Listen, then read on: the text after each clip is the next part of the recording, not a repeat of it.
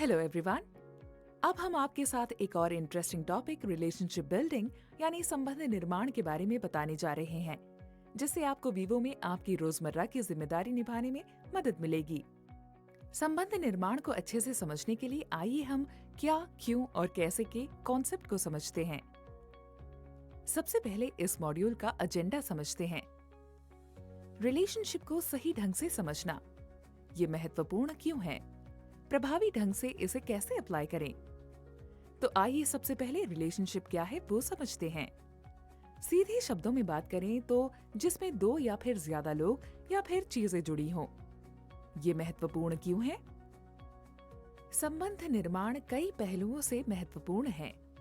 आइए इन बातों पर डालते हैं एक नजर।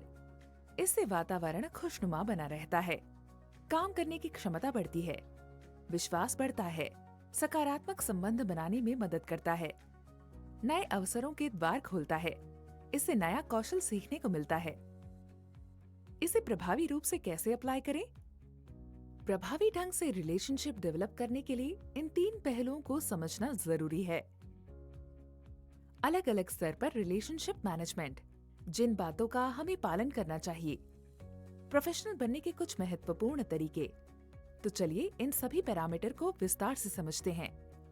विभिन्न स्तरों पर संबंध निर्माण, भाई बहन, दोस्तों, सहकर्मी, अनजाने लोग, पड़ोसी, सुपरवाइजर, कस्टमर्स, परिवार के सभ्य।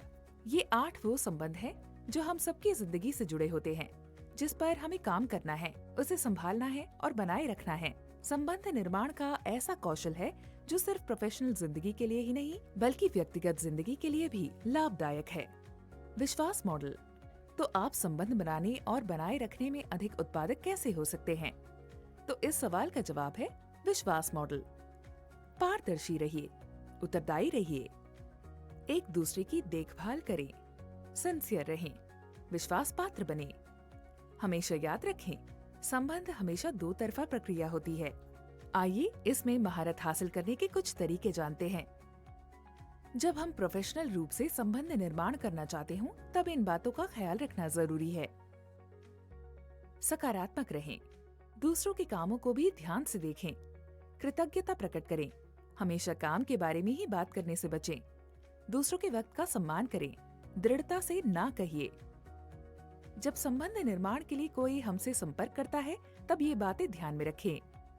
संपर्क योग्य बने, उनकी चिंता के प्रति केयर दिखाइए, दूसरों के प्रति सम्मान दिखाइए, समझने के लिए ध्यान रूप से सुने, सचेत रहें, दूसरों का सहयोग करें और अपनी काबिलियत को बढ़ाएं। संबंध निर्माण के लिए ये एक छोटा और स्पष्ट मॉड्यूल है। यहाँ से सीखे गए ज्ञान को अमल में लाना निश्चित रूप से आपको व्यक्तिगत और पेशेवर रूप से मदद करने वाला है। Thank you and happy learning.